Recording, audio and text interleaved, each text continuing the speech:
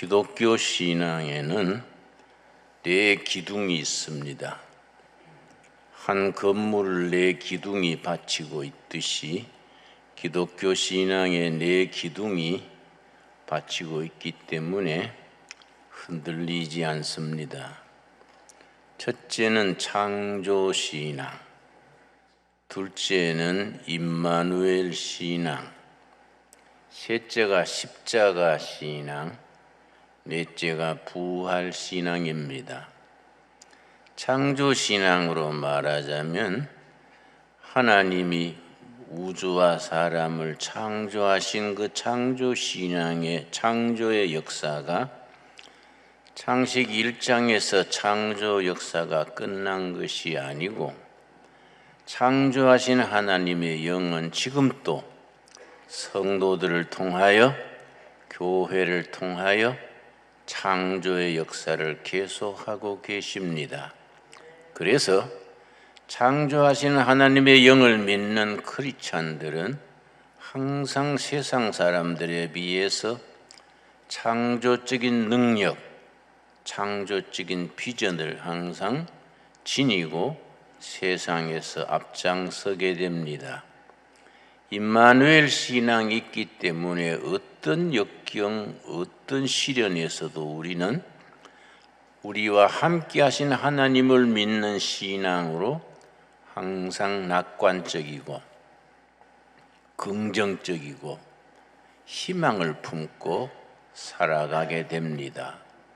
십자가 신앙은 예수님이 이 땅에 오셔서 고난 당하시고 십자가 지시고 십자가에 피 흘려 우리 죄를 속죄하셨기에 십자가의 어두운 밤을 거쳐서 부활의 새벽이 오게 됩니다. 우리가 그렇게 생각하게 되면은 십자가의 어두운 밤이 없이 부활의 새벽의 영광만 찾게 되기 쉽습니다.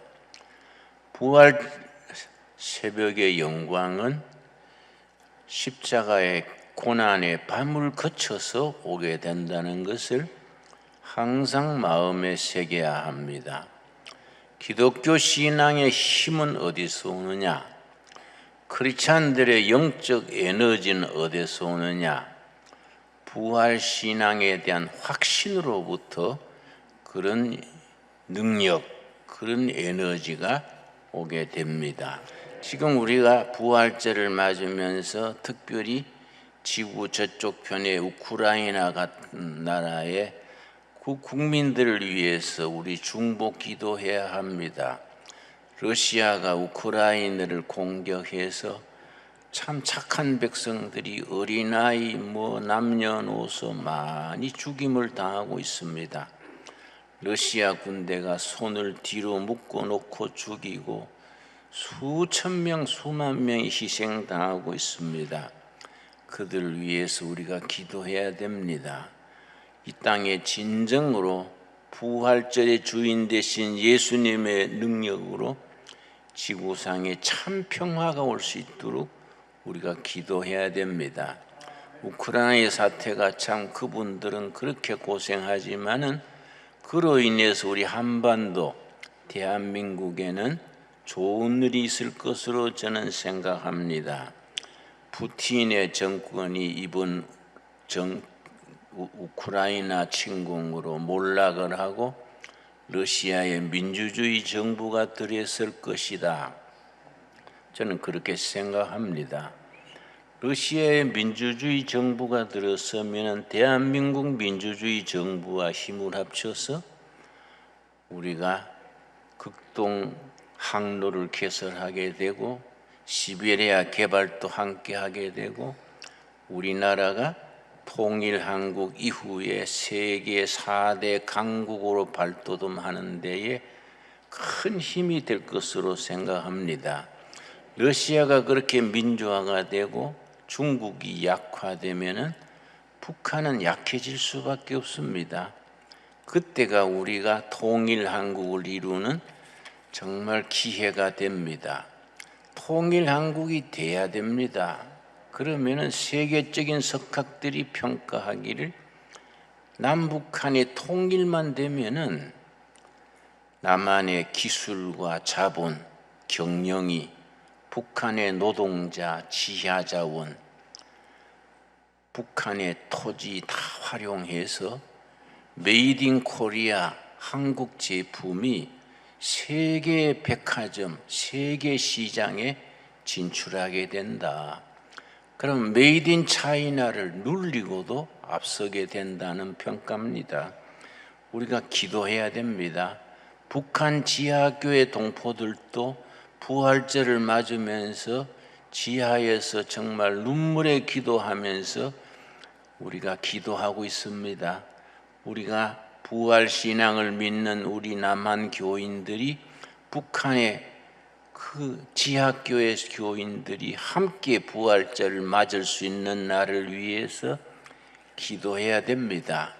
그래서 우리가 함께 통일 시대에 함께 부활절 예배를 평양에서 드리게 되면 얼마나 감사한 일입니까? 우리 오늘 본문 말씀 마태복음 16장 읽겠습니다. 16장 예수님께서 16장 15절 말씀, 예수님께서 제자들에게 물으셨습니다. 16장 15절 말씀, 이르시되 너희는 나를 누구라 하느냐? 예수님을 누구로 알고 믿느냐가 그 사람의 운명입니다. 그 사람의 미래입니다. 예수 그리스도를 누구로 알고 믿느냐? 내가 74년, 75년에 유신 정권 때 감옥을 살 때에 우리 중요한 정치범들은 독방에 살았는데 내 옆방에 김지하 시인이 살았습니다. 김지하.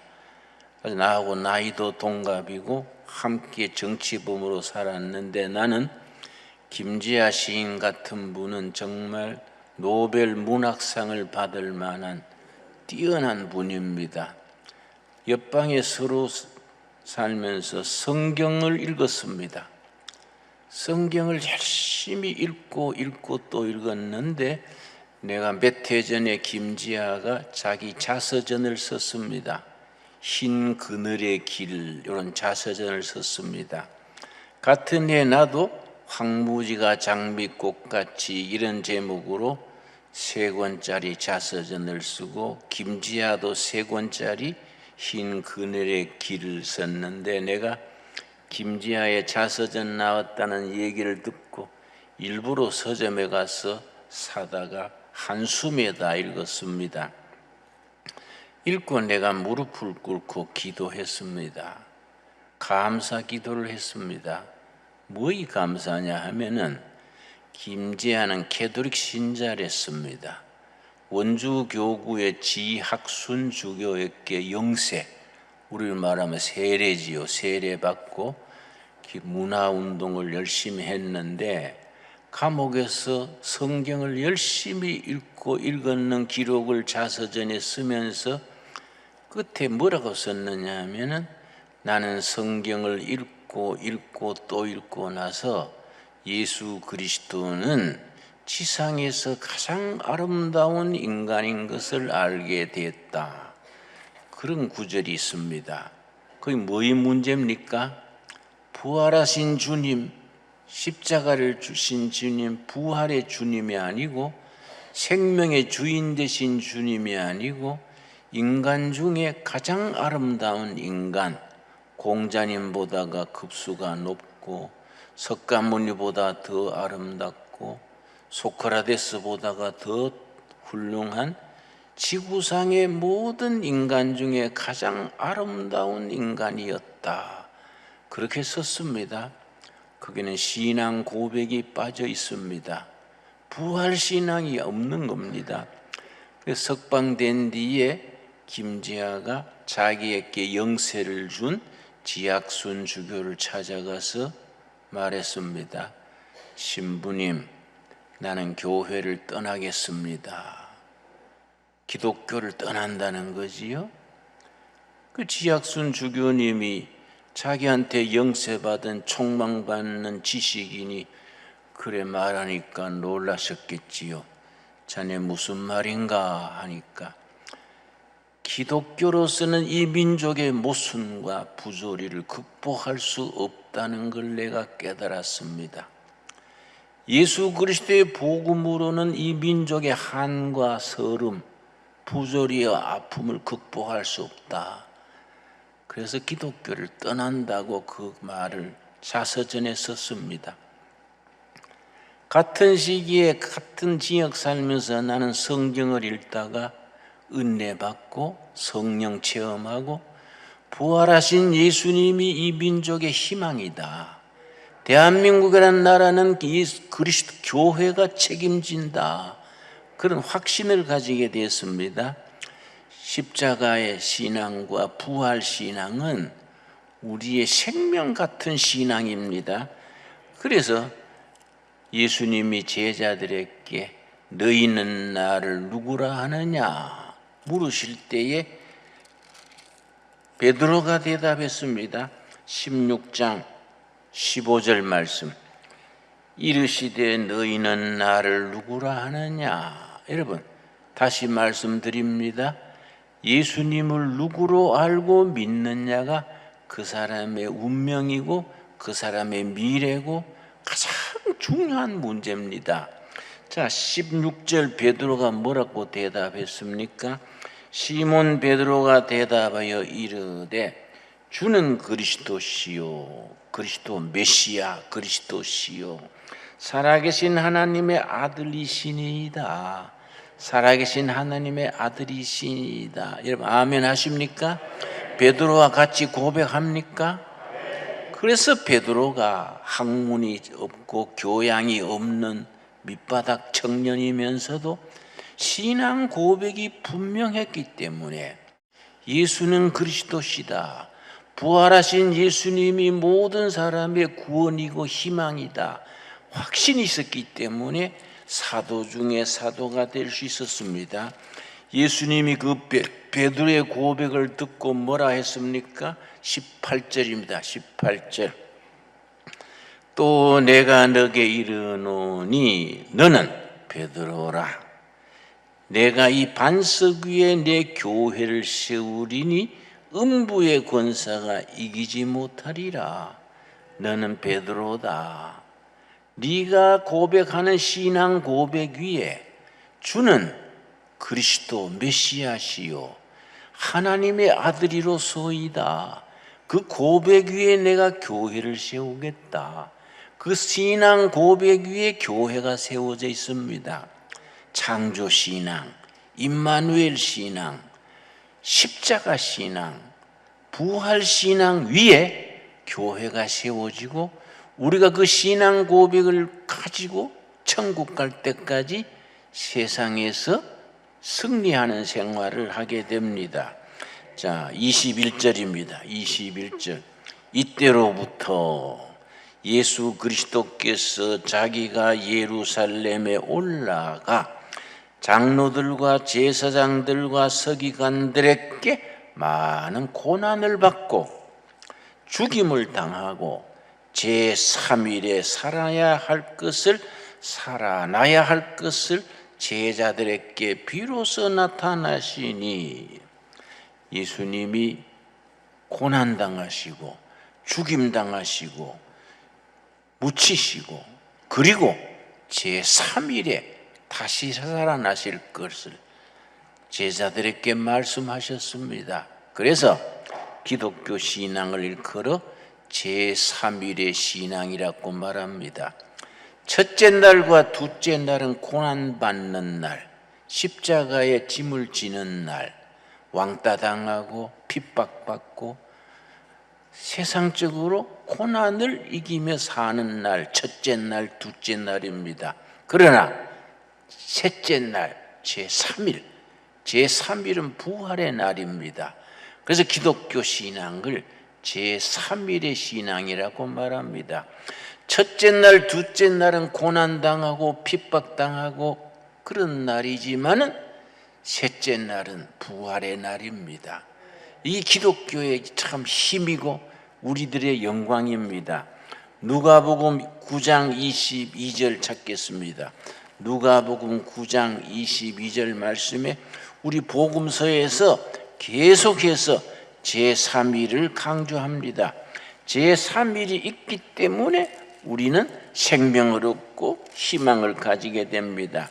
9장 22절 말씀, 예수께서 이르시되 말씀하시되 인자가 많은 고난을 받고 장로들과 대제사장들과 서기관들에게 버림받아 죽임을 당하고, 그 다음 뭡니까? 제3일에 살아나야 하리라.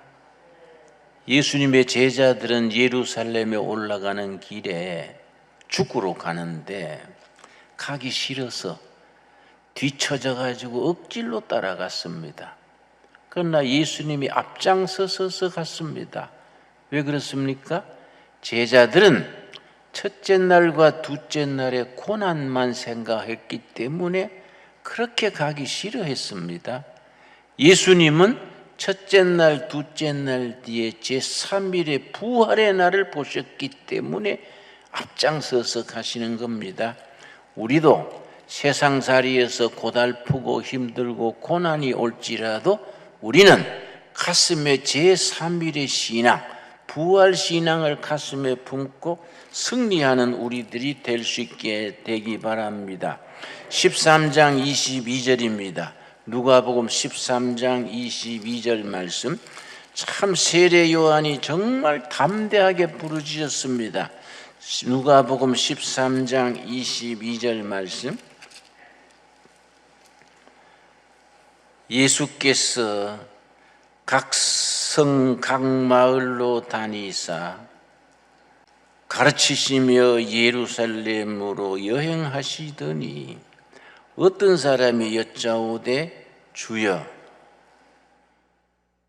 구원을 받은 자가 적으니까 그들에게 이르시되 좁은 문으로 들어가라. 좁은 문으로 들어가기를 힘쓰라. 내가 너희에게 이르노니 들어가기를 구하여도 못하는 자가 많으니라. 정말 우리가 부활신앙이 있기 때문에 구원의 문을 통과해서 천국 백성으로 서게 됩니다. 예수님 세례 요한이 빌라도 앞에서 헤롯 왕에게 말했습니다. 예수님께서 헤롯 왕에게 저 여우에게 가서 말해라. 오늘과 내일은 귀신을 쫓고 병 고치고 제3일에 완전하게 되리라. 참 귀한 말씀이지요. 복음서에서는 계속해서 제3일의 신앙을 거듭 강조합니다. 예수님께서 특별히 자신에 대해서 이르시기를 요한복음 2장입니다. 요한복음 2장 18절 말씀. 요한복음 2장에 예수님께서 확신을 가지고 말씀하십니다. 18절입니다. 이에 유대인들이 대답하여 예수께 말하기를 너가 이런 일을 행하니 무슨 표적을 우리에게 보이겠느냐? 예수님께서 예루살렘 성전을 청소하셨습니다. 내 아버지 집을 장사처럼 만드느냐? 하고 막 성전을 막 청소하니까 그들이 놀래가지고 그대가 무슨 빽으로 일하느냐? 무슨 권위로 이렇게 하느냐? 예수님이 대답했습니다. 19절입니다. 19절. 예수께서 대답하여 이르시되 너희가 이 성전을 헐어라. 내가 사흘 동안에 일으키리라. 이 성전을 헐어라. 사흘 만에 일으키리라. 그 말 듣고 유대인들이 열받았습니다. 제사장들 바리새인들이 열받아서 항의했습니다. 유대인들이 이르되 이 성전은 46년 동안의 지었건을 너가 3일 만에 일으키겠느냐? 헤롯 성전을 말합니다. 헤롯 성전이 예수님이 그 성전을 볼 때는 46년째 건축하고 있었습니다. 그 뒤에 7년을 더 건축해서 53년 만에 완공한 헤롯 성전입니다. 헤롯 성전이 AD 70년 로마군에 의해서 완전히 돌 하나 돌 위에 남기지 않고 허물어졌습니다.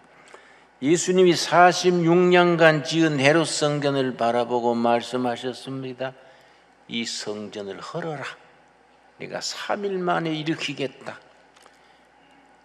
이스라엘 사람들은 성전 훼손죄라는 게 있습니다. 성전을 해치는 자는 사형에 처한다. 엄청난 법이 있었습니다. 그런데 예수님이 이 성전을 헐어라. 3일 만에 짓겠다 하니까 그 다음에 예루살렘에 올라갔을 때에 예수님을 사형시키는 죄목에 거의 붙었습니다. 이 예수란 자가 성전을 헐어라 그랬다. 그 예수님이 십자가에 처형하는 죄 중에 제목이 되었습니다. 그러나 예수님이 십자가에 죽으시고 3일 만에 부활하신 뒤에 제자들이 깨닫게 됐습니다. 21절입니다. 요한복음 3장 2장 21절 말씀. 그러나 예수는 성전된 자기 육체를 가르쳐 말씀하신 것이라. 죽으신 지 묻히신 지 사흘 만에 제3일에 부활하실 것을 그걸 먼저 말씀하시기를 이 성전을 헐어라. 자기 몸된 성전 이 헐어라. 3일 만에 다시 세우겠다. 그래서 우리는 복음서를 읽고 읽으면서 제3일의 신앙, 부활 신앙이 얼마나 위대한 신앙인지 우리가 새롭게 다짐해야 됩니다. 여러분, 코로나 팬데믹이니 불경기니 세상살이가 어려울지라도 부활하신 예수님을 가슴에 품고 어떤 시련, 어떤 불경기, 어떤 역경도 이겨나가는 우리 모두 될 수 있게 되기 바랍니다.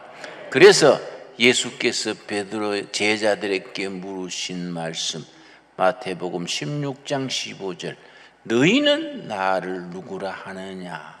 너희는 나를 누구라 하느냐? 지금 우리들에게 성령께서 물으십니다. 2022년 부활절을 맞으면서 주님이 우리에게 지금 물으십니다. 너는 나를 누구라 하느냐? 주는 그리스도 메시아시요 살아계신 하나님이로소이다. 첫째 날 둘째 날의 고난을 이기시고 제3일에 부활하신 주님이십니다. 제3일의 부활신앙을 우리에게 심어준 분입니다. 부활신앙을 찬양하는 우리들이 될 수 있게 되기 바랍니다.